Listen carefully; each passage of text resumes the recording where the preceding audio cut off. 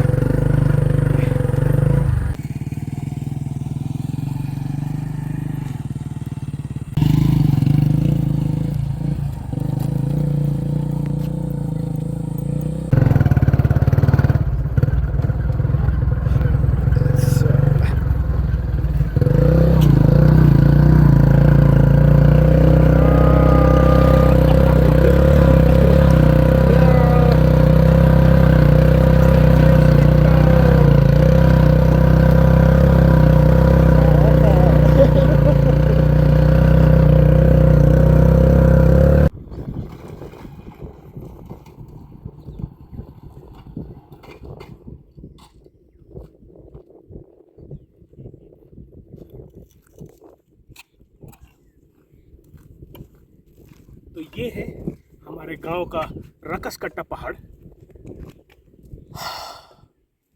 यहाँ की भी कुछ मिथ बोल लो या फिर पुराना कहानी बोल लो, जंगल भी दिखाते हैं और कहानियाँ भी सुनाते हैं।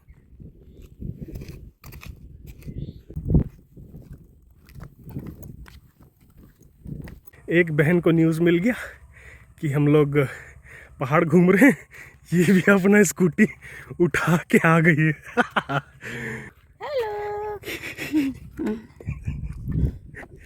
इसमें रक्कस और रक्सिन रहते थे, बहुत पहले, बहुत साल पुराना कहानी है।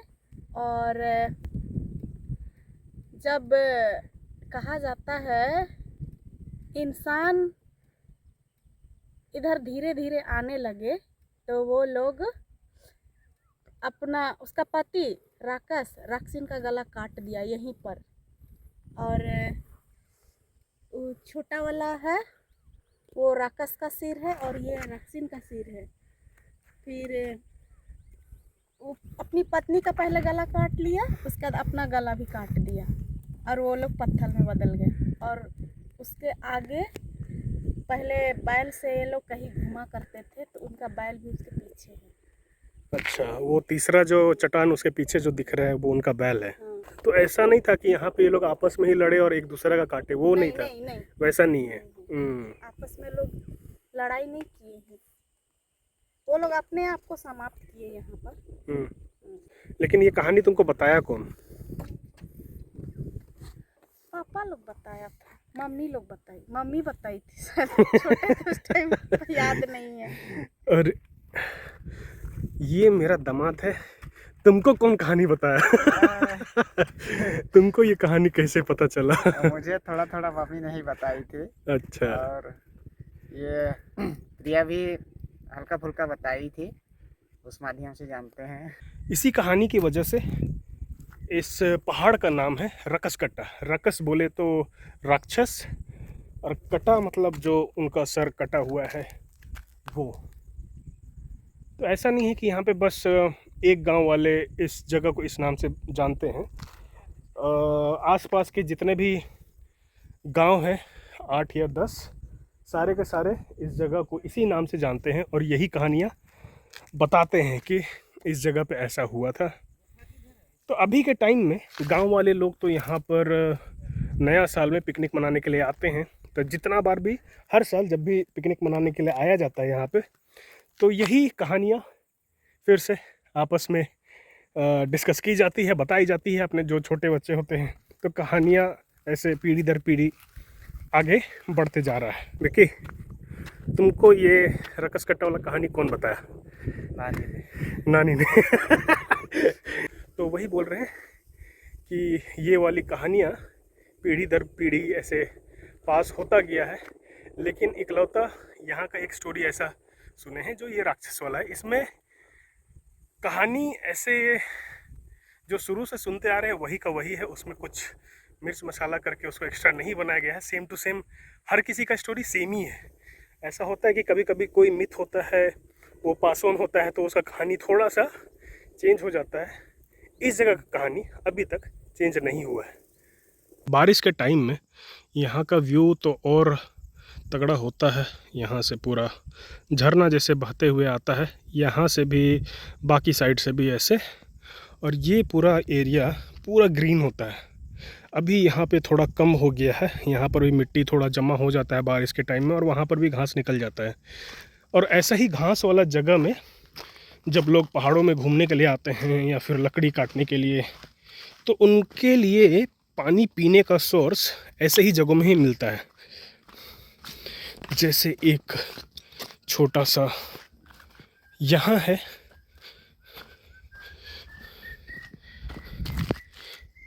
ऐसा ऐसा छोटा छोटा जगह होता है, और कुछ इस तरह से भी। और बाकी नीचे इस पहाड़ के थोड़ा सा नीचे एरिया में भी, जिसको पझरा बोला जाता है हमारे जगह में। पझरा बोले तो जो पहाड़ों से पानी खुद से निकलता है, या फिर जिसको छेद करके बनाया जाता है ताकि पानी वहाँ से निकलता रहे, उस तरह का जगह नीचे है। और वो भी जब भी पहाड़ों में या जंगलों में लोग आते हैं तो वो पीने का पानी का एक सोर्स होता है, उसके अलावा और कहीं पानी मिलेगा नहीं। ये घास पूरा गर्मी में मर जाता है। अभी 2 दिन बारिश हुआ तो तुरंत ये सब हरा हो गया है।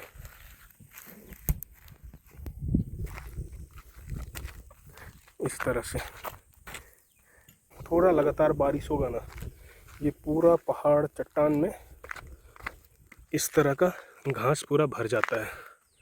पूरा पैडी फील्ड जैसा, मतलब कैसे बोले, स्पॉन्ज जैसा उसमें चलेंगे ना तो ऐसा लगता है।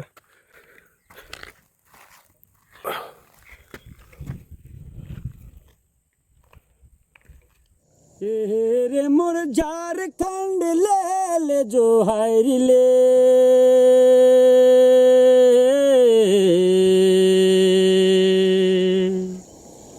मुरठिन कोनो नखे। ये वाला हाथी वाला रूट है। हाथी, भालू और जंगली सुअर जिसको बोर बोलते हैं, वो यहाँ पे काफ़ी है। यहाँ ऊपर चढ़ेंगे ना, यहाँ से हो सकता है कि शाम के टाइम में वो लोग देखने को मिल जाए। हाथी नहीं, जंगली सुअर देखने के लिए मिल सकता है यहाँ पे। अभी हाथी का टाइम तो रात में ही है। तो यही जंगल पहाड़ पार करके हाथी नीचे, क्योंकि नीचे में भी यहाँ पर भी खेती होता है, धान वान लगाया जाता है, और ये पहाड़ के ऐसे सर्कल मारेंगे ना तो उधर से वो हाथी का रूट है, और उधर से वो लोग गांव घुस जाते हैं। इस जगह से 2-3 हाथी ऐसे यहाँ इस चट्टान में घूमते फिरते बचपन में देखे थे हम। पहले हिरन भी पाया जाता था यहाँ पे, अब तो नहीं है। वो बहुत साल, मतलब मेरे को लगता है मैं स्कूल में रहा हूँगा ना, तब का बात है कि उस समय शायद 1-2 हिरन इधर देखने को मिल जाता था। ये जो सामने जो पहाड़ दिख रहा है ना, इस पहाड़ का नाम है बागडेगा। तो पहले टाइगर भी हुआ करते थे एक टाइम पे, हिरन वाले टाइम पे, जिस समय हिरन मिलता था उस समय टाइगर भी हुआ करते थे यहाँ पे। तो उसी के टाइम पे इस जगह का नाम बागडेगा पड़ा है। इसका स्टोरी भी ऐसा है कि भैंसा होता था जिसको बाघ बहुत टाइम से नापा हुआ है खाने के लिए, और बाघ उसको झपटने के लिए कूदता है। वो क्या, भैंसा मर जाता है, फिर वो पत्थर बन जाता है, ऐसा कुछ है। तो बाघ का ऐसे वो जो नेल्स का मार्क है वो भी वहाँ पे है उस पहाड़ में। अब स्टोरीज़ तो यहाँ पे ऐसे ही है कि कुछ भी हो रहा है, साला सब पत्थर ही बन जा रहा है। अब जो भी स्टोरी है भाई यही है बाकी इस जगह में घूमते फिरते रहते हैं, जैसे जैसे दिखेगा बताते रहेंगे। तो यही वो जगह है जहाँ पर खेल कूद के हम बड़े हुए, ऐसा जगह में। तो बहुत सारे दोस्त यार ऐसे पूछते भी हैं कि भाई तुम इतना जंगल पहाड़ में इतना कंफर्टेबल कैसे है। इसी रीज़न से हम ऐसा जगह में खेल कूद के बड़े हुए हैं। बचपन से हाथी भालू ये सब देख के बड़े हुए हैं, तो ऐसा कोई दूसरे जंगल में भी जाने से ऐसा कुछ फ़र्क नहीं पड़ता है। सिटी में थोड़ा डर लगता है, थोड़ा घुटन होता है, यहाँ पहुँचे बढ़िया रिलैक्स हो जाता है। काफ़ी साल के बाद हम यहाँ पे आए हैं, थोड़ा बचपन का याद थोड़ा ताज़ा हो गया। ये सामने एक चीज़ दिख रहा है, ये चट्टान के बीच में दरार जो हुआ है वो पौधा पेड़ बनने शुरू करता है, उसका जड़ इधर उधर फैलता है और एक टाइम पे वो पूरा चट्टान को फाड़ देता है। तो ये ऐसा प्रोसेस होना शुरू हो गया है, चट्टान के अंदर पूरा जड़ उसका घुस चुका है। कुछ साल में ये चट्टान का भी कुछ 7-8 टुकड़ा हो जाना है। अभी इस चट्टान में ये छोटा छोटा दरार दिख रहा है, मार्क दिख रहा है, ठीक है। और ये जो सामने भी चट्टान का जो टुकड़ा दिख रहा है ना, लैंड माफियाज होते हैं वैसे ही, ऐसे पहाड़ जंगल से सारी चीज़ें चोरी कर कर के तोड़ तोड़ के ये लोग यहाँ से निकाल के वो लोग बाहर सेल करते हैं। तो ये चट्टान काफ़ी, चट्टान नहीं बोलेंगे, ये पहाड़ काफ़ी ऊंचा हुआ करता था, तो उसको धीरे धीरे इसी तरह से काट काट के बेचते चले गए हैं। तो उसकी वजह से ये पहाड़ का हाइट भी थोड़ा कम हुआ है। जिस तरह से लैंड माफिया होते हैं, फिर बालू की चोरियाँ होती हैं ना, जैसे नदी के आसपास वाले एरिया में, तो हमारे जगह में ज़्यादा तो चट्टान और पेड़ ही है। तो यहाँ पे इस चीज़ का चोरी होता है, चट्टान काट काट के बेचते रहते हैं। फिर पेड़ भी बहुत रैंडमली कटे जाते हैं, उसमें ओबियसली गवर्नमेंट ऑफिशियल भी शामिल होता है, बिना उनके तो पॉसिबल नहीं है। और गांव वाले लोग अगर जो भी इस क्या बोलेंगे इस लफड़े में जिनको पढ़ना है, वो लोग अगर पढ़ते भी हैं तो उनको दबा दिया जाता है, ऐसा सिस्टम है। तो बहुत कोई इस झमेले में पढ़ना नहीं चाहते हैं, भैया जो चल रहा है चलने दो। अगर कोई एक्शन लेगा तो भाई ऊपर वाले पोस्ट वाले लोग एक्शन ले। जिनका गुजारा बस थोड़ा बहुत पैसों में चल रहा है, खेती बाड़ी करके चल रहा है, वो लोग इस झमेले में ओबियसली नहीं घुसेंगे। सारा चट्टान कटा हुआ दिख रहा है ना, सारा काट काट के बेच दिए भाई। जंगल पहाड़ नदी नाला सब चीज़ बेच देंगे लोग, कुछ नहीं बचने वाला। फिर बोलते हैं लोग कि आदिवासी लोग जंगल पेड़ काटने जाते हैं, उनकी वजह से पेड़ ख़त्म हो जा रहा है, जंगल ख़त्म हो जा रहा है। भाई हमारे काटने से कुछ नहीं हो रहा। जो जंगल ख़त्म कर रहे हैं तो उनका नाम तो ऑब्वियसली तुम लोग को सबको पता ही है। बड़े बड़े कॉरपोरेट्स हैं, कंपनी है, गवर्नमेंट है, वो लोग हमारा जंगल पहाड़ खा रहे हैं। हमारा हर दिन का खाना पीना यहाँ के जंगल पे ही डिपेंडेंट है, ठीक है। गैस चूल्हा यहाँ पे होता नहीं है, लकड़ी पे ही खाना बनता है। लोग हर दिन निकलते हैं जंगल में यहाँ लकड़ी खोजने के लिए, और ऐसा नहीं कि कच्चा लकड़ी लेके चले गए, पूरा जंगल के अंदर तक जाते हैं। अगर उनको स्टार्टिंग में ही जंगल के स्टार्टिंग में ही सूखा लकड़ी नहीं मिलता तो बहुत अंदर अंदर तक जाते हैं, वो लोग सूखा लकड़ी काट के लेके जाते हैं। हर दिन का उनका रूटीन होता है, ऐसा नहीं कि पूरा काट काट के लेके गए हैं और सालों भर करके स्टोर करके रखे। स्टोर करने का भी जगह नहीं होता है भाई उनके पास। तो हर दिन का है कि उनको हर दिन जंगल जाना है, लकड़ी ला के आना है, तब जाके हमारे यहाँ खाना बनेगा, वो सिस्टम है। तो तुम खुद ही सोचो भाई कैसे जंगल ख़त्म होगा, किस हिसाब से जंगल ख़त्म कर रहे हैं आदिवासी। तुमको क्या लगता है कि ये सब जो चट्टान जो काट के लेके जा रहे हैं ये गांव वाले लेके जा रहे हैं? नहीं भाई, गांव वाला लोग को ये चट्टान पत्थर से कोई मतलब नहीं है। हमारा घर मिट्टी का होता है। सामने में यहाँ पे पूरा नीचे ऐसे लाइन से यहाँ पे नीचे खेत है लोगों का। तो याद है कि बचपन भी हम लोग यहाँ पे खेती करने के लिए आते थे। तो गांव का सिस्टम ऐसा होता है ना कि हर कोई हर किसी के खेत में काम करेगा, तो वैसा करने से काम जल्दी ख़त्म भी होता है और सबके लिए आसान भी होता है, थोड़ा इंटरटेनिंग होता है, मौज मस्ती होता है। तो ऐसे में दूसरों के खेतों में भी बचपन में भी थोड़ा धान वान रोपने के लिए हम लोग आ जाते थे।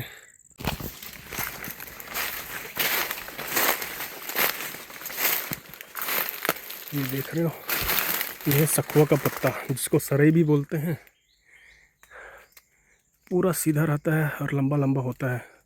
तो ये हमारे ट्राइबल कल्चर का बहुत ही इम्पोर्टेंट पेड़ है। इसी से हमारा खाने का जो प्लेट और कटोरी है वो बनता है।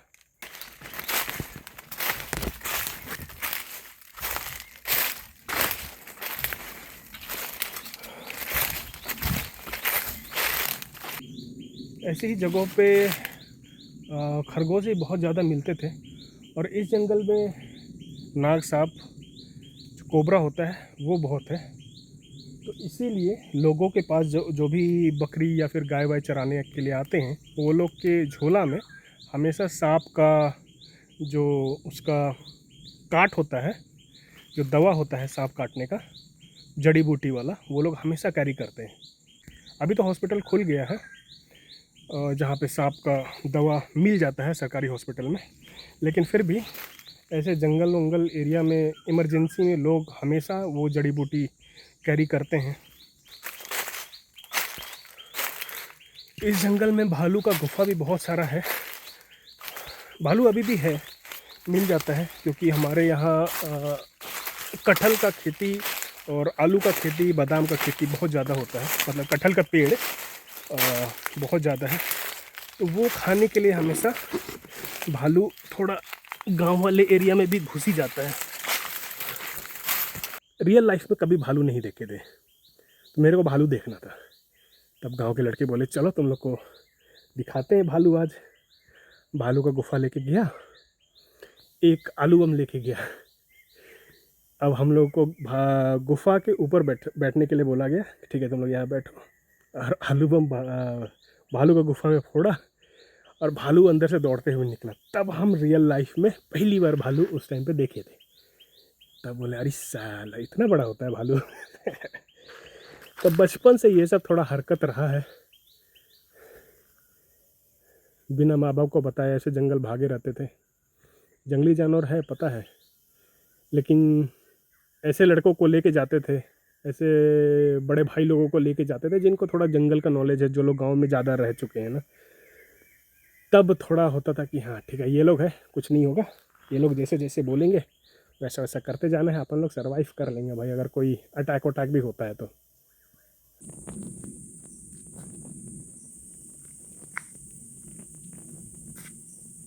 मस्त जगह है ना बैठने के लिए।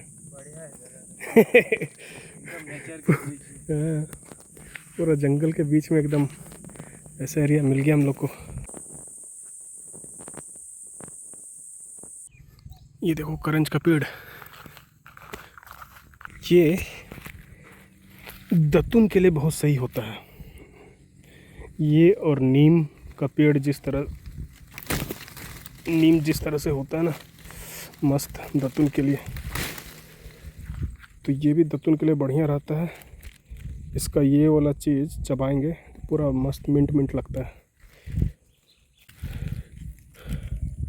फिर इसका ये बीज होता है, बीज निकाला जाता है और उसका तेल बनता है। वो तेल भी बहुत सही रहता है। इसका तेल यूज़ करने से पूरा मॉइस्चराइज़र का ज़रूरत नहीं पड़ता है, इतना सही होता है ये। उसके बाद इसका और एक बेनिफिट ये है, ये थोड़ा मॉस्किटो रेपेलेंट जैसा भी काम करता है। तो अगर एक तो इसका तेल लगा लो, या फिर इसका ये जो शेल को निकालेंगे ना, तो इसका शेल को अगर जलाएंगे तो उसका धुआं से मच्छर बहुत भागता है, क्योंकि इसका स्मेल थोड़ा सा हार्ड रहता है। मतलब अपने को तो सूंघने में सही लगता है, लेकिन मच्छर लोगों को नहीं पसंद आता है। सुबह सुबह जब गांव वाले लोग बकरी चराने, गाय बैल चराने के लिए निकलते हैं जंगल की तरफ, ये पेड़ मिलता है रास्ते में, दातुन तोड़े। ये पेड़ भी हमारे ट्राइबल कम्युनिटी में बहुत ही ज़रूरी पेड़ है। ये बढ़िया लोकेशन मिल गया, यहाँ शानदार पेड़ मिला है, बढ़िया छाया है, यहाँ थोड़ा रेस्ट किया जाए। ये देखो मशरूम का पूरा झुंड उग रहा है यहाँ पे, खतरनाक, शानदार हो गया एकदम। मोरे ठिने कोनो नखे मोर फूलक हार ले।